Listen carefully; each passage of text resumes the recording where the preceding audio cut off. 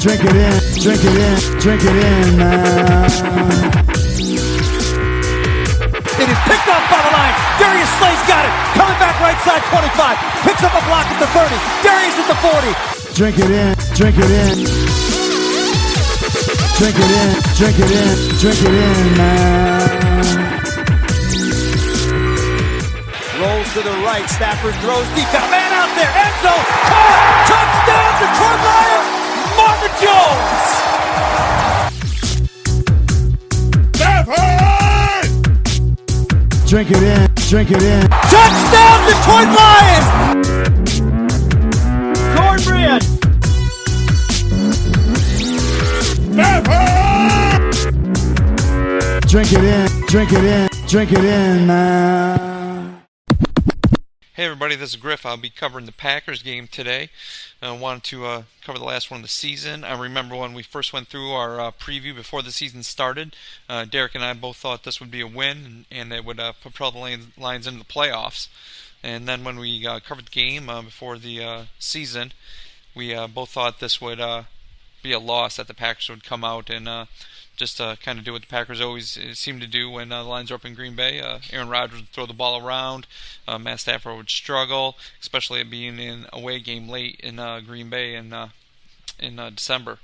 This is one of those games that really, I think, could propel the Lions into some momentum going into the offseason. And be more than happy to go over it here with you guys here in a second. But first, let's get a word from our sponsor. Okay, once again, covering the game again. Started out Green Bay. Lions got the ball first and promptly went a 3-and-out. One of the pass plays, Matt Stafford did have a ball knocked down. It seemed to happen to him a lot. But then Lions punted away. It was a decent punt. And Lions defense kind of showed up a little more than I thought they would. Green Bay had a real quick offensive possession as well, and that was one. It was pretty much noted that Jared Davis had a sack. Once again, this is one of the things me and Derek always talk about. That he seems to read the opportunity to get a sack pretty well. Came out of the screen from nowhere and was able to make a great play in there, and Rodgers take him down. Packers punted the ball right back to him, and once again, Matt Stafford. Had another ball knocked down on the next possession. That's 2 tip passes early in the game. One of those things that me and Derek talk about. Once again, he needs to get his arm angle a little better. And I don't know if he just had his eyes locked onto the receiver or not on that one, but that one seemed to be knocked down pretty quick as well. He seemed to try to integrate Andy Jones into the game early as well. Andy Jones, one of the guys that me and Derek wondered if he'd even make the team. Had some time on the practice squad with the Lions, and for some reason, I know the Lions were down a few wide receivers, but still, he tried to get to the ball to Andy Jones an awful lot during this game. I can go over that a little more later as well, but the Lions didn't have the ball that long, and Lions had a nice punt where they actually got the ball down within the 10-yard line. A false start penalty by Green Bay backed it up half the distance to the goal line, and they were like at their own 3. Lions defense showed up once again. The run defense was really, really good after they picked up snacks, and it just continued this game. One thing I did question, I'm not quite for sure what Aaron Rodgers was looking at on this play, that Rodgers had a 3rd and 4, and the running back had snuck out of the backfield and was out into the flat, and nobody was around him, and it looked like he looked right at the guy, and he kind of waved him off, and instead scrambled out to the right and then threw the ball down the field, and it was ball down the sideline that went out of bounds. It's one of those plays I just kind of questioned what he was doing. I don't know if he felt like he was throwing back across his body at the running back, or if he saw somebody kind of downfield that maybe been able to jump the route, but from the way it looked like, the way the play looked, nobody was there, and the running back was wide open. So just from the start, it looked like Aaron Rodgers didn't really want to be in this game at all. He was more worried about getting his locker packed up and out of there for the offseason because he knew the Packers weren't going anywhere. Joe Philbin was being the interim coach. Packers let Mike McCarthy go a week before. So this was just a game that Aaron Rodgers, I feel, didn't want to play. It's one of the tough things about late games in the NFL. You can tell the guys that know that the season's over, they don't care as much, and they just want to be not injured. In the last game of the season, that's pretty meaningless, and you could kind of tell that Aaron Rodgers was in that phase going into this game. Once again, the Lions get the ball back, and my guy, Levine Toilolo, has another catch. I know Derek likes it when I say this, so I think we might have found something with him. But anytime the Lions can work the tight ends into the offense, I'm happy with it, even if it's Levine Toilolo. On third and long, Lions had a third and long on this drive, and they found T.J. Jones. I know I'm bringing this up simply because I know Derek dislikes T.J. Jones an awful lot. He bags on him an awful lot, and but T.J. Jones had a nice catch and a nice little run afterwards, and put the Lions into the red zone, where they continued to continue the drive. They got down really close, and then Rick Wagner, I know once again Derek continues to tout him and saying he's doing a fine job. I once again believe that the money that the Lions are paying him, he is not making that money that well. And he had a penalty, and he had a holding penalty, and actually backed the ball up to the 11-yard line. That was that now became second and goal from the 11. Nothing happened on second down. Third and goal. Matt Stafford finds T.J. Jones in the end zone. T.J. Jones, once again, Derek's favorite player on the team. He makes the catch, and nobody's standing around him, so the Lions go up 7-0 with about 2:58 left in the first quarter. This is one of those games, once again, the Lions defense came out a lot better than what I thought they would. And the Packers, once again, they kind of looked like they didn't want to be there. Also in the first quarter, the biggest thing on one of the Packers drives, the Lions did hit Aaron Rodgers on one of his passing attempts, promptly knocking him out of the game. You could see him. They showed the highlight afterwards of him walking towards the locker room, for concussion protocol. Once again, I never wish injuries on anybody. I wish nobody, especially a concussion. But still, watching Aaron Rodgers leave the game, I was pretty happy about that, simply because I don't like Aaron Rodgers. I think he's a crybaby. Always thought he was a crybaby. I think he does an awful lot of whining. He gets his way a lot because he plays for the Packers. And once again, everybody knows my feelings. Packers are our favorite team. So anytime that the Lions can, let's say, like I said, not permanently end his career, but knock him out of the game, I was pretty happy to see that. Like I said before, I don't believe Aaron Rodgers really felt like being on the field that day anyway, so I think almost he was kind of looking for a reason to get out of the game. So Deshaun Kaiser came in, and he was the quarterback from then on. Lions made it uncomfortable for him in the rest of the first quarter, and they ended up punting at the start of the second quarter. One of the guys I know Derek talked about in the preseason, and even actually after Golden Tate was traded, was Brian Powell. One of those quick, shifty guys. I know Golden Tate really touted him, said, he'll be good. But Golden Tate seemed to say that about a lot of guys, wide receivers that were on the team that never really panned out into anything. But Powell, around a little under 13 minutes, he had this nice catch in speed, where and he had this nice catch, and he turned the ball upfield and really showed his speed. Powell could be one of those guys the Lions could use, and next year, if the coaches are comfortable with him, maybe give him a chance, see if he can use his speed and quickness and space. It seems to be one thing the Lions have trouble with, getting guys that can do that. And on this play, I just know it was a really nice catch and run, and it put the Lions into the red zone of Green Bay there. A couple plays later, it seems like the drive stopped. They're going to bring, the Lions once again settle for a field goal. It's one of those things that really annoys me, that it seems like when they get into scoring position, they seem to take their foot off the throttle, and they're like, okay, we're in the red zone, or we're within field goal range, and so we'll settle, call the plays that are safe. That way we don't, turn the ball over and get the 3 points. So right around about 10:45, Prater's lined up for his field goal. They do the fake field goal, snap right to Prater. Levine Toilolo had snuck out into the wide open flat and was just standing there. Prater tosses him the ball.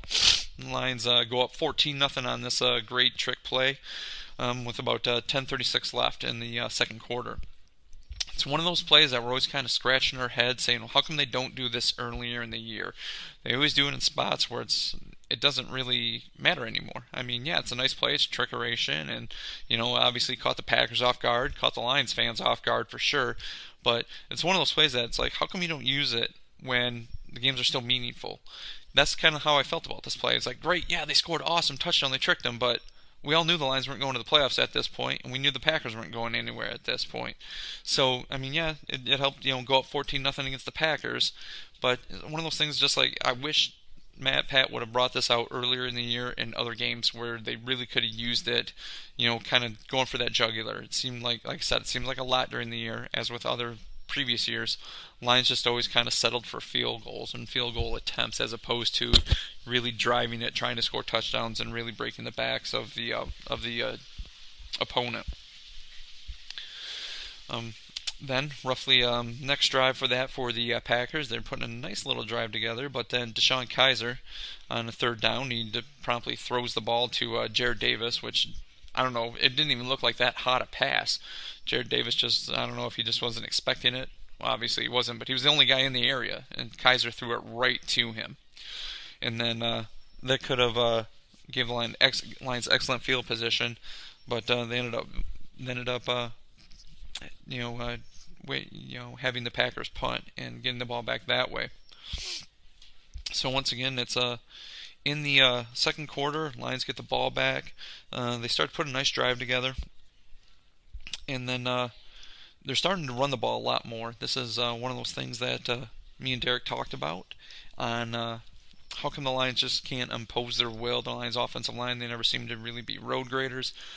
Watching the game, I know in the first quarter of this game, the Lions were having trouble running the ball. They had LeGarrette Blount in there. Once again, I think LeGarrette Blount, you heard my take on him before. It seemed like he had lost a step or two. This might have been a game he wasn't really too worried about, concerned about. Once again, don't get too injured in a game that doesn't mean anything. The guy's been around for a while. He just knows how the game is played. Just don't get injured. Kind of maybe save some of this for guys that are playing for a spot next year. That's kind of what I think Zach Zenner did. He was really taking his opportunity. He ran the ball really, really hard this game. And he was helping them in this drive right before the end of the second quarter. They were putting a nice drive together, to go down for a score. And then it was actually second goal from the 13-yard line. There was another penalty that backed him up. And Zenner had just scored on relatively the play before, but there was a holding penalty on the outside. One of the wide receivers had a holding call on him, actually backed him up. So the play before, Zenner had scooted around the end, got to the edge, scored, holding penalty, backed him up to the 13. At this point, I think they're going to try to pass it in. That seems to be what the Lions do on second down. They'll try a pass, and if that doesn't work, they'll just do they'll do a third down run, keep the ball in play, and then settle for the points. That's kind of what I saw coming here. But from the 13-yard line, with a little over a minute left, Zenner makes this great run. There's a big hole right up the middle. Graham Glasgow and Graham Glasgow makes this nice block, opening this big hole right up the middle, and Zenner takes it right up the seam, untouched, and for a 13-yard touchdown. Lions go up 21-0 at that point. And if you couldn't tell from before, it just seemed at that play, at that score, being down 21-0, Green Bay's will to play in this game was kind of broken at that point.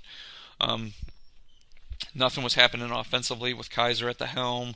The defense was just giving up big plays. Like we mentioned before, Powell had this nice catch and run earlier in the quarter.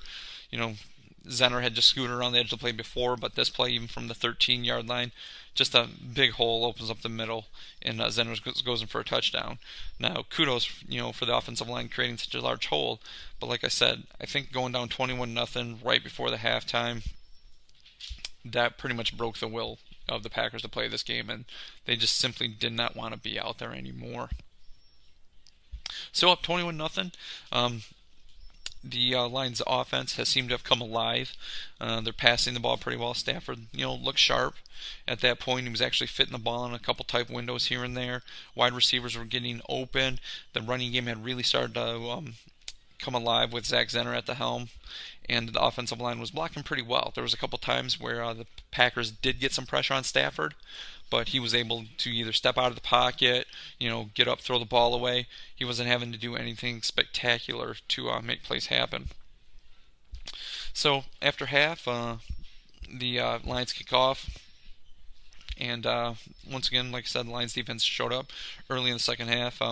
Kaiser was sacked, and they were forced to punt on after a third down, third down sack. Once again, the Lions were getting really good pressure this game on Kaiser. It's always nice to do that to a young quarterback, make him try to see the field, change up stuff on the defense, give him different looks. Even though the Lions were up 21-0, they were still being aggressive on defense. We've all seen the Lions. It seemed like they stubbed their toe before, let teams get back into it, and then something happened. But that didn't happen here. The Lions defense kept the pressure on there as much as possible and make the Kaiser uncomfortable in the pocket. After that, it was pretty much a slow offense, for the Lions. They got real conservative. Once again, didn't want to lose the game. They just tried to milk the clock as much as in the third quarter. 21 points is a lot to come back from. And but the one thing they did have really nice late in the third quarter, with about 4.5 minutes left, they had this really nice screen pass to Zach Zenner. And then it was one of those things where Zenner was able to sneak out, and he had blocking in front. I mean, that's the biggest thing. We've seen Lions try to run screen plays before, and it seems like somebody misses a block, or it's ill-timed, or it's too high of a pass, or thrown at the running back's feet where it's dropped, and then everything kind of breaks down from that. But this was well set up, well timed.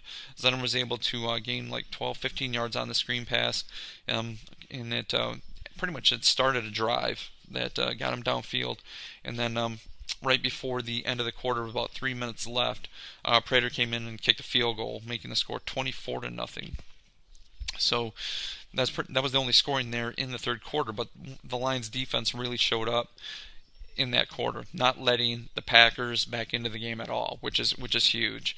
And at this point, I believe the Packers are just watching the clock, thinking about, hey, how quick can I get my locker cleaned out? Do I have to come back Monday for exit interview?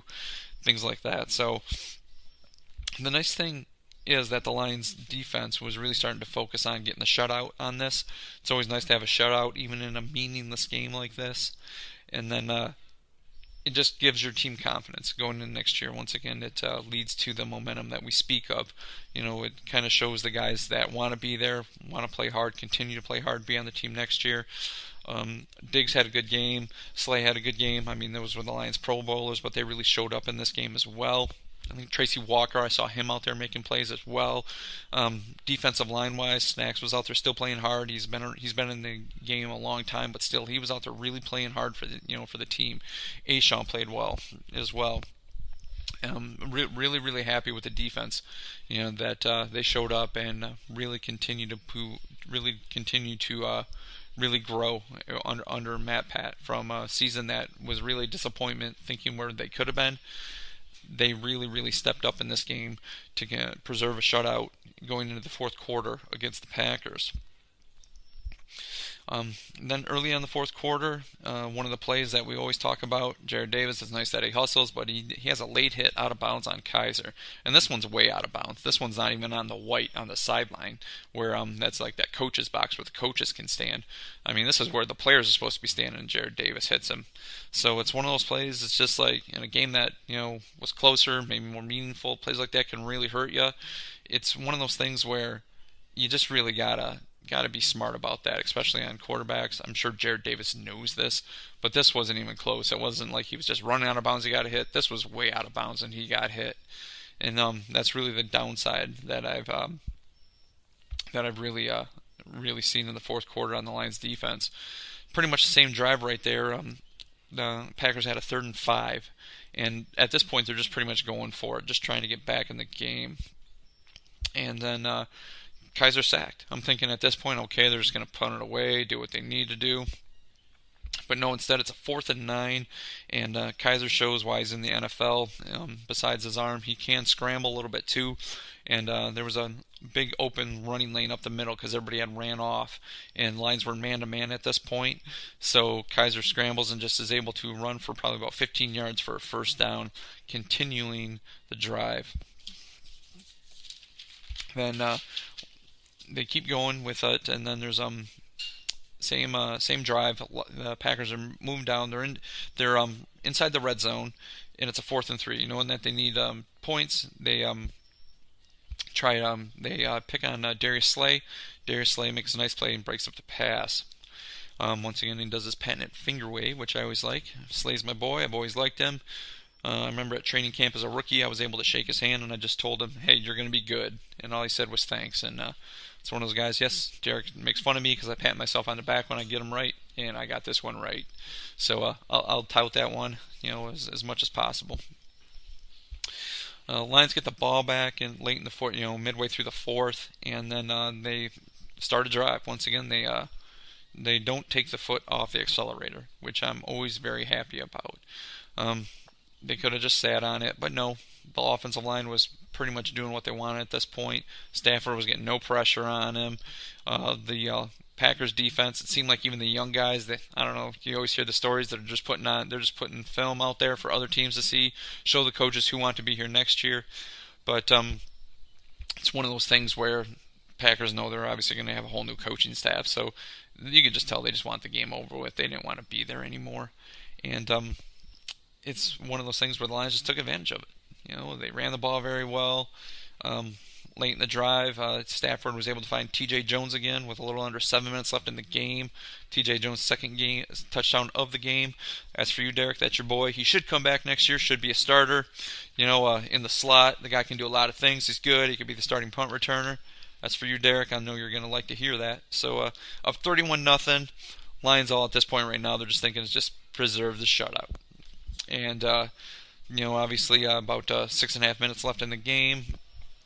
And nothing's really happening at this point. Packers can't get anything going. Lions offense is just sitting on the ball right now, doing what they need to do not to turn the ball over. Late in the game, Packers have the ball. It's 3rd and 4. And pressure on Kaiser. He just rolls out. And I don't know what this pass was. He just threw the ball up in the air. This was one of those things, I don't know, it's just, you could probably throw it out of bounds. He was obviously, some people saying he was just trying to make a play, but I don't even know about that. That thing, it was just like a hot potato to him. He just threw the ball up in the air. Diggs makes a nice play. He times the ball at the high point in front of the wide receiver, and I think was it the Valdez Schilling, that guy that was being found a bunch for Green Bay that game. But he picks it off. That pretty much ends the game right there. Lions have a few plays. They kneel on it. Game over. The Packers did have timeouts, but they knew they weren't gonna waste them, which was a good thing. That was just one of those things like just let the clock run out, and we'll go on from there. But this is one of those things where the Lions really showed me a lot more. The coaching staff was able to get the team motivated a lot more than what I thought they would be. Once again, like I said before, it was just a disappointing season based on where a lot of Lions fans, a lot of Lions players thought they could be. The offense once had to find its footing a little more. Once they traded Tate away. I know Derek was happy about that. It was still annoyed me at the time because the Lions were still mathematically not eliminated. And I know Derek was pretty happy with the trade, but they had to do some reworking in the offense. They had some injuries. Kerryon Johnson went out. Marvin Jones went out.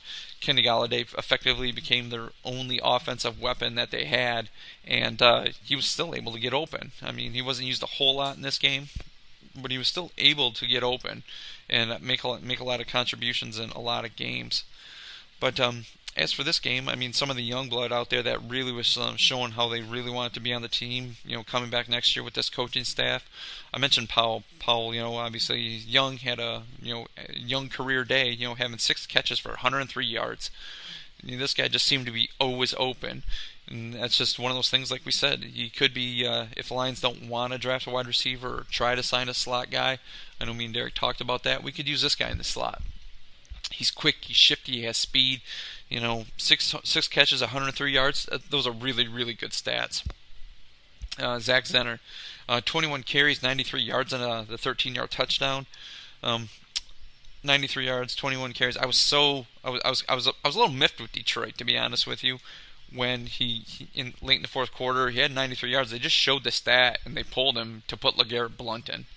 And I thought that was just strictly right there, like, okay, it's near the end of the game, we got to give Blount his carries. We signed this guy to a 1-year contract. He's the veteran. He's been around for a while. Let's show him some respect and put him in late in the game. But that's one of those things. Like, Zach Zenner's running hard. I don't know if anybody's told him he's close to 100 yards or not, but they pulled him to put LeGarrette Blount in. And I know when I first mentioned that before, Derek was just kind of like miffed at me about it, and I'm just like, still though, I mean, yeah, give the guy his due. He's the one, making the hay all day, and you're going to put LeGarrette Blount in just like, just as a feel-good story because the guy was a, returning veteran that you guys signed for 1 year, and so you had to get him on the field to end the game as the last game of the season. Blunt really didn't do anything all year that was spectacular in my eyes. That thought, okay, let's do this for this guy. You're going to let him walk next year. I don't think they're going to bring him back. So who cares? I mean, Matt Pat, I realize you coached him, or he was on the team when you coached in New England, but still, I thought Zach Zenner should have been able to run that game out and at least try to get the century mark as a running back. Andy Jones, he had showed up a few games late in the year. This game itself, he had six catches for 50 yards. Pretty decent for a young guy. He did have a couple drops. He would have probably close to 65, 70 yards if he wouldn't have those drops. But still, those are pretty decent numbers for Andy Jones. And then because I have the space to myself, I'm going to bring up Levine Toilolo. His 4 catches, 43 yards, and a touchdown. Yeah, I looked at his overall stats over the year, and 43 yards. He only finished barely over 200 yards receiving. So that's one of those things. Like, of course, the Lions can do better at tight end. I mean, most of you guys know I'm being facetious when how much I tout Levine Toilolo. Obviously, I don't think he's going to be the game breaker that the Lions need, but they do need to improve at the tight end. But Toilolo could be a nice little piece. I just wouldn't depend on him for the year. Like I said, this game could really do some springboarding for the Lions into next year and what they're looking at. I know there seems to be like a little bit of a groundswell about moving on from Stafford, and me and Derek talk about it, how it wouldn't be wise for the salary cap at this point, either to cut him or trade him. That would just be a huge hit. I mean, you could do it, but then you're pretty much hamstringing yourself for the next few years, where you're pretty much being uncompetitive because you wouldn't be able to sign a decent quarterback. And I personally feel this year the quarterbacks in the draft, they're not that great. So none of them, I don't think any of these quarterbacks in this year's draft are going to turn into your Peyton Mannings or Joe Montanas, your Brett Favre's, anything like that. I just think they're a bunch of average guys. I know a lot of people are like, hey, try to get Kyler Murray. We'll talk about him later when we're talking about draft stuff, and I can let you know how I feel about him. But right now, Stafford's our guy. We got to support him. I think he can have a bounce back year next year. This year, he had he was 367 for 555, threw close to 3,800 yards and 21 touchdowns and 11 picks. So he's pretty much 2-to-1 touchdown to interception ratio. Just there was points where he just looked uncomfortable during the year. I don't know if, like we said, if he was a little shell-shocked or he just didn't want to get hit anymore, but there was just points he just seemed to be off. And I don't know if that was due to Golden Tate being traded, Marvin Jones, being hurt later in the year. He just didn't seem like himself. He wasn't that gunslinger that he had been in the past. Did a lot of check down Charlies as well. As for Kenny Golladay, he finished the year with 70 catches for 1,063 yards and 5 TDs. Now, the 5 TDs, I saw that number. I was like, wow, it seemed like he had a few more than that. But 1,000 yards out of Kenny, I myself believe, I don't know if he's upper tier wide receiver, like top line. I know Derek's a huge fan of, Beckham. Odell Beckham, me myself, I think he's overrated, but I don't know if he's in that top tier. Antonio Brown, Julio Jones, AJ Green. I don't know if he's in that tier yet, but he might be on the step right below it, making his way up to top tier. Kenny Golladay, I give Derek props. He's been on him since he first saw him. Rewatching the games, thinking the guy could really be something, be special for this team. I'm always a little more cautious, especially with wide receivers. I like to give him a little bit of time before this, but Kenny Golladay really, really impressed me this year with what he did, especially with some more of the coverage being flipped over to him after the trade of Tate and the injury to Marvin Jones. So I think the Lions do have some pieces going into next year. I mean, starting out with a Kenny Golladay, having Kerryon Johnson in the backfield is big as well. They're just going to have to support Stafford, and I think they just need to get a few more pieces on defense right there. Having Snacks to anchor the defensive line. Jared Davis, either there's a groundswell to draft another linebacker and move him to the outside or something. But the guy's pass coverage has to get better. Him reading, angles for tackles has to get better. I believe he does do pretty good at blitzing packages and reading the quarterback and knowing when to leave his position to put pressure on the quarterback when the quarterback starts to roll out. So he just needs to improve a little more. Kennard had a good year, better year than what I thought he would. For the Lions than I thought he would. Pleasant surprise signing there. Well worth the money that the Lions gave him. On the back half, Slay on one side. Once again, high risk, high reward guy, but he seems to be a lot more reward than risk right now. Lions need another cornerback, but I know we're just preaching to the choir right here. Everybody knows that. But Diggs showing something back there, being a Pro Bowler this year. Busted his hand one game, still was out there playing with a broken hand. Big props to Diggs. Like that guy. Liked it when they drafted him, but he didn't just pigeonhole him as a nickel corner. Moved around, put him back at safety. This guy's got some talent right there. So pretty happy with that as well. So just to recover the game here, the Lions went into Green Bay, pretty much imposed their will.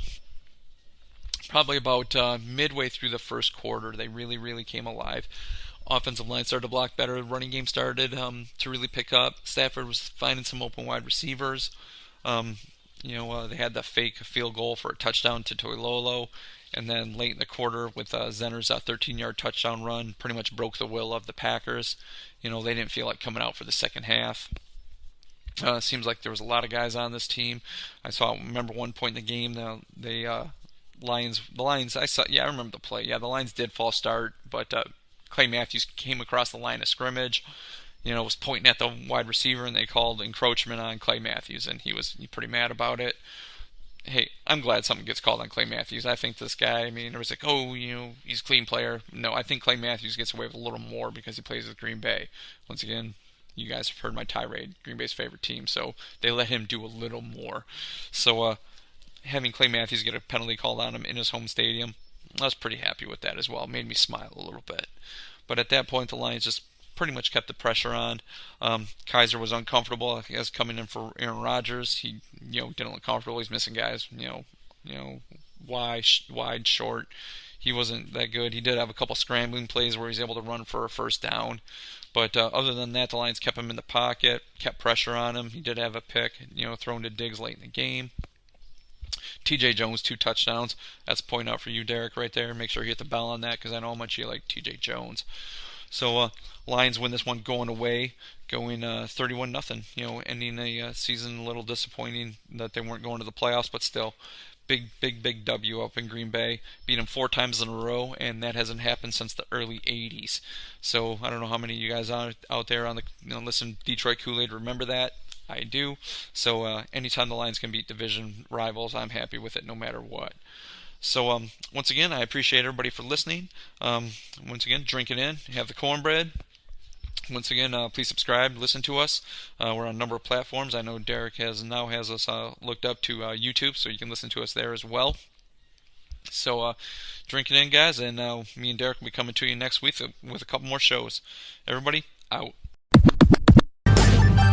Pack the bag, start the plane. This game is over. It is over.